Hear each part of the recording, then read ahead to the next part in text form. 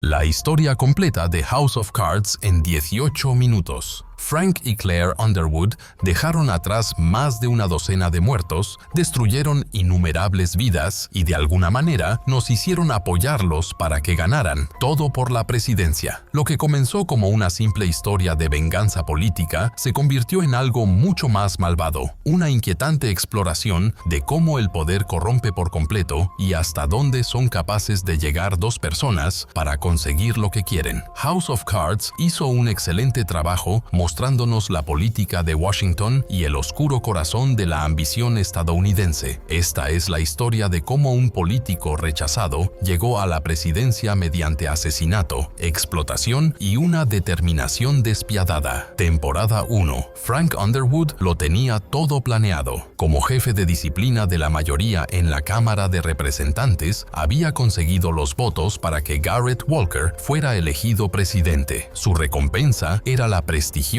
Secretaría de Estado, pero su futuro era brillante y predecible. Entonces, el equipo de Walker lo apuñaló por la espalda, sin puesto de secretario de Estado, sin explicación, un simple despido casual de quienes le debían todo. Grave error. Lo que no se dieron cuenta fue que Frank Underwood no era alguien a quien traicionar y luego dejar. Era alguien que cobraba deudas, recordaba cada desaire y convertía la venganza en un arte. Así que Frank hizo lo que cualquier persona razonable haría. Decidió destruir a todos los que lo traicionaran y tomar la presidencia. El plan era simple: eliminar a sus enemigos uno por uno mientras se posicionaba para obtener el máximo poder. Y vaya si la ejecución fue brutal. Su primer objetivo fue Peter Russo, un congresista con problemas de adicción. Frank no solo arruinó la vida de Peter, sino que orquestó toda su caída, desde una recaída hasta la destrucción de su carrera. Todo mientras fingía ser su mentor y amigo. Cuando Peter finalmente descubrió lo que estaba sucediendo, Frank se aseguró de no contárselo a nadie. Digamos que el suicidio de Peter no fue precisamente autoinfligido. Mientras tanto, Claire dirigía sus propias operaciones. Como directora de una organización sin fines de lucro dedicada al agua potable, parecía la esposa política perfecta, hermosa, realizada e idealista. En realidad, era tan despiadada como Frank. Usaba su organización para promover sus objetivos políticos y destruía a cualquiera que se interpusiera en su camino. La temporada nos presentó a Doug Stamper, jefe de gabinete y solucionador personal de Frank. Doug era leal y estaba obsesionado. Frank lo había salvado del alcoholismo años antes, y Doug pagó esa deuda ocupándose de su trabajo más oscuro. ¿Necesitaban desacreditar a alguien? Doug se encargó. ¿Necesitaban destruir pruebas? Doug las hizo desaparecer. ¿Necesitaban que alguien desapareciera para siempre? Bueno, Doug también podía organizar eso. Los métodos de Frank parecían casi razonables. Cada persona que destruía se lo merecía, ¿verdad? Peter era un drogadicto que ponía en peligro a sus electores. Los cabilderos eran corruptos. Los periodistas, invasivos. Frank no era el villano. Estaba limpiando Washington. Al final de la temporada, Frank se había abierto camino hasta la vicepresidencia, dejando tras de sí un reguero de cadáveres y vidas destrozadas. La escena final lo mostraba llamando a la puerta del despacho oval, listo para la siguiente fase de su plan. El mensaje era claro. Esto era solo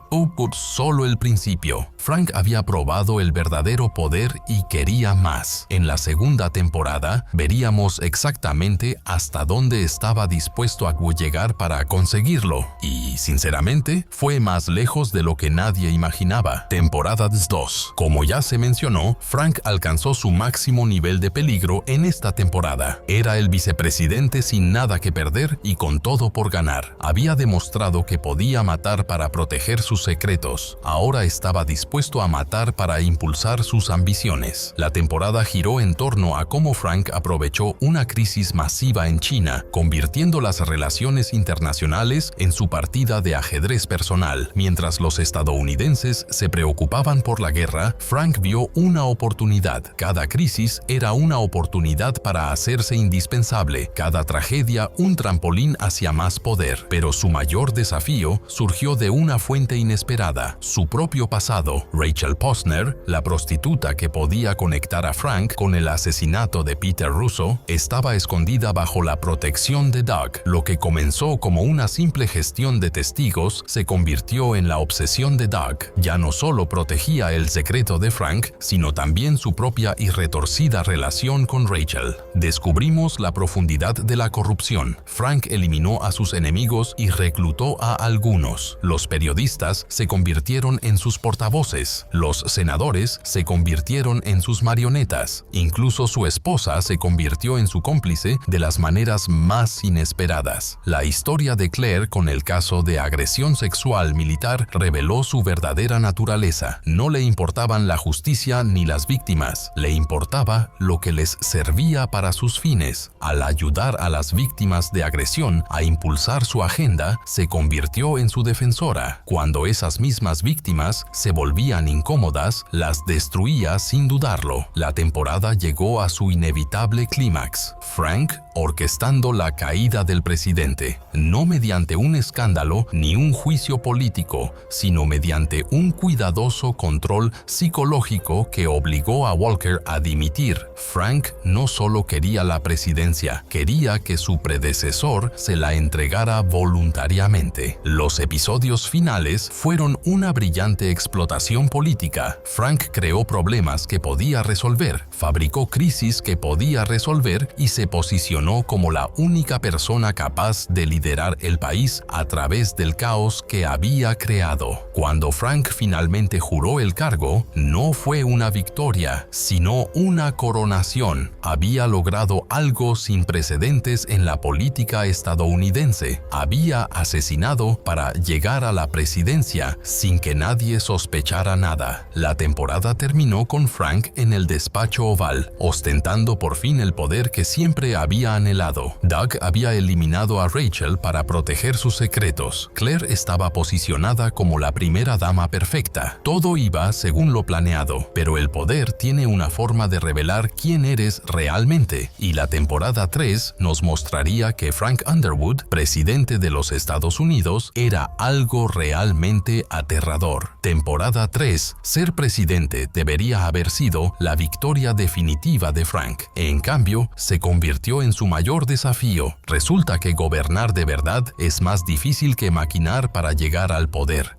¿Quién lo iba a decir? Frank se enfrentó a la realidad de la responsabilidad presidencial: crear empleos, gestionar las relaciones internacionales, tratar con el Congreso. No eran problemas que se pudieran resolver con asesinatos y manipulación. Bueno, no fácilmente, al menos. El verdadero conflicto surgió entre Frank y Claire. Durante 2 temporadas habían sido compañeros de fechorías perfectos. Ahora competían por la misma atención y su matrimonio empezó a resquebrajarse bajo la presión. Claire anhelaba su propio poder, embajadora ante las Naciones Unidas, y estaba dispuesta a destruir la presidencia de Frank para conseguirlo. Quizás Frank había encontrado la horma de su zapato en su propia esposa. Claire era igual de despiadada, igual de ambiciosa e igual de peligrosa. La diferencia radicaba en que ella era más astuta al disimularlo. Los índices de aprobación de Frank se desplomaron a medida que su presidencia enfrentaba verdaderos desafíos: una crisis rusa, terrorismo interno, inestabilidad económica. Todo esto requería verdaderas habilidades de liderazgo, no solo maniobras políticas. Por primera vez vimos a Frank realmente vulnerable. La temporada culminó con algo extraordinario. Claire abandonó a Frank, no solo políticamente, sino personalmente. Se alejó de su matrimonio, su sociedad y su empresa criminal compartida. Vimos a Frank solo en el despacho oval, abandonado por la única persona que realmente lo comprendía. Fue un escenario brillante para lo que todos esperaban que fuera la temporada del regreso de Frank. ¿Cómo recuperaría a Claire? ¿Cómo salvaría su presidencia? ¿Cómo demostraría que Frank Underwood siempre gana al final? final. Temporada 4. ¿Quién hubiera pensado que Frank y Claire estarían en bandos opuestos como enemigos? Dos maestros de la manipulación que conocían los secretos, las debilidades y los miedos más profundos del otro, y ahora usaban ese conocimiento como arma. Claire no solo huía de Frank, se presentaba contra él. Sus propias ambiciones políticas la pusieron en conflicto directo con su presidencia, y ninguno estaba dispuesto a ceder. El resultado fue la batalla política más encarnizada que la serie jamás había representado. Pero esto es lo que la hizo brillante. Incluso mientras se destruían mutuamente, se notaba que seguían amándose. Era un amor retorcido, posesivo y peligroso, pero real. Eran almas gemelas en el peor sentido de la palabra. Frank estaba en su punto más desesperado en esta temporada, enfrentando un posible juicio político, lidiando con el terrorismo, gestionando crisis internacionales, y todo mientras su esposa trabajaba activamente para destruirlo. Cualquier persona normal se habría derrumbado bajo la presión. Frank Underwood no era normal. En lugar de quebrarse, evolucionó. Se volvió más manipulador, más despiadado, más dispuesto a sacrificar a cualquiera por sus objetivos. En lugar de que la presidencia lo cambiara, reveló lo que siempre había sido en el fondo. Los atentados terroristas le dieron a Frank la crisis que necesitaba para consolidar el poder. Nada une a un país como el miedo, y Frank siempre fue bueno proporcionándolo. Usó los atentados para justificar una mayor vigilancia, un aumento de la acción militar y poderes de emergencia que enorgullecerían a cualquier dictador. Claire, por otro lado, estaba construyendo su propia base de poder, posicionándose no solo como la esposa de Frank, sino como una fuerza política por derecho propio. Su testimonio ante el Congreso contra Frank fue devastador, no porque todo fuera cierto, sino porque era lo suficientemente cierto como para ser creíble. La temporada se convirtió en una elección imposible. Frank podía salvar su presidencia o salvar su matrimonio, pero no ambos. Cualquier otro político habría elegido el poder sobre el amor. Frank eligió a Claire. La temporada terminó con ellos reunidos, más fuertes que nunca, listos para enfrentar lo que viniera después como compañeros de nuevo. Habían puesto a prueba su vínculo con la traición, el abandono y la guerra abierta, y su relación había sobrevivido. De hecho, era más fuerte por haber sido rota y reconstruida. Pero su reencuentro tuvo un precio. La lealtad de Doug se puso a prueba hasta el límite. Otros aliados fueron sacrificados. Los cadáveres se acumularon. La quinta temporada pondría a prueba esa alianza de maneras que ninguno de los dos esperaba, porque cuando se llega a la cima pisoteando cadáveres, tarde o temprano, alguien llega buscando venganza. Temporada 5. Si la temporada 4 trataba sobre el reencuentro de Frank y Claire, la temporada 5 trataba sobre cómo lo perdían todo. Sus crímenes del pasado los alcanzaban, sus enemigos se multiplicaban y su control del poder se desvanecía. La temporada presentó a Tom Hammerschmidt, un periodista decidido a exponer la verdad sobre el ascenso de Frank al poder. Tom investigaba y luchaba, impulsado por el recuerdo de su colega asesinada, Zoe Barnes. Esto ya no era política, era personal, pero la verdadera amenaza provenía de una fuente inesperada: su propio partido. La presidencia de Frank se había vuelto tóxica y los demócratas querían su salida, no mediante un juicio político ni un escándalo, sino mediante una campaña cuidadosamente orquestada para negarle la nominación. La respuesta de Claire fue despiadada. Si querían destruir a Frank, se aseguraría de destruir a todo el partido en el proceso. Sus maniobras entre bastidores hicieron que los primeros planes de Frank parecieran improvisados en comparación. Me sorprendió la influencia de los Underwood. Tenían información sucia sobre todos, influencia sobre cada figura importante y la disposición a usar ambas sin dudarlo. Washington no solo era corrupto, era su empresa criminal personal, pero el poder basado en el asesinato y el chantaje es inherentemente inestable. El comportamiento cada vez más errático de Doug amenazaba con exponerlo todo. Los ataques terroristas de la ICO crearon un caos que no podían controlar, y la investigación de sus crímenes se acercaba cada vez más a la verdad. La temporada culminó con el plan más audaz hasta la fecha. Frank y Claire urdieron una crisis constitucional que les permitiría permanecer en el poder indefinidamente, no por medios legales, sino mediante una cuidadosa manipulación de los poderes de emergencia y las leyes de sucesión. Los episodios finales nos mostraron a los Underwood en su apogeo absoluto y en su punto más vulnerable. Habían alcanzado un poder sin precedentes, pero también se habían creado enemigos sin precedentes. Todos los que los habían ayudado a llegar al poder se convertían ahora en una amenaza potencial, enfrentándose a un juicio político, y Claire, posicionada como su posible sucesora, habían sobrevivido a otro desafío, pero por los pelos, y por primera vez presentían que su suerte finalmente podría estar a punto de agotarse. Pero antes de llegar a la temporada final, quiero preguntarles algo. ¿En qué momento se dieron cuenta de que Frank y Claire eran los villanos? Compartan sus opiniones en los comentarios. Temporada 6. La sexta temporada lo cambió todo. Frank Underwood había muerto oficialmente de un infarto causado por una sobredosis accidental de su medicamento para el hígado, y fue encontrado frío en la cama junto a Claire, y Claire era ahora presidenta de los Estados Unidos, pero este no fue el final triunfal de su colaboración. Claire finalmente se liberó de la sombra de Frank, y los resultados fueron más aterradores que cualquier cosa que hubiéramos visto antes. Sin la influencia de Frank, Claire se reveló como la más peligrosa de los dos. Frank mataba por poder y venganza. Claire mataba por la pura alegría de ganar. Había aprendido todo de su esposo y lo había mejorado. La temporada giraba en torno a la batalla de Claire contra los Shepherds, una familia adinerada que había estado moviendo los hilos entre bastidores durante décadas. Habían subestimado a Claire por ser mujer, y ella iba a hacerles pagar por ese error. Doug Stamper emergió como la figura trágica de la temporada. Sin Frank, era un hombre sin propósito que intentaba desesperadamente servir a un amo que ya no existía. Su obsesión por la memoria de Frank lo llevó a acciones cada vez más desesperadas. La investigación sobre los crímenes de Frank se intensificó, amenazando con exponer no solo su legado, sino también el papel de Claire en todo lo que habían hecho juntos. Claire delató a Frank por completo, presentándose como su víctima en lugar de su compañera. Pero la revelación más impactante de la temporada llegó en el final. Doug, en su retorcida lealtad a Frank, confesó haberlo asesinado. Doug vio matar a Frank como el acto supremo de servicio, proteger el legado de Frank, silenciando al hombre que podía destruirlo. La respuesta de Claire fue rápida y definitiva. Apuntó con el arma a Doug y lo apuñaló, asestándole un golpe mortal instantáneo. La última persona que realmente conocía los secretos de Frank Underwood murió en los brazos de Claire, llevándose esos secretos consigo. La serie terminó con Claire sola en el despacho oval, tras haber eliminado toda amenaza a su poder. Había sobrevivido a su marido, a sus aliados y a cualquiera que desafiara su autoridad. Era la última Underwood en pie, la superviviente definitiva en un juego donde la supervivencia lo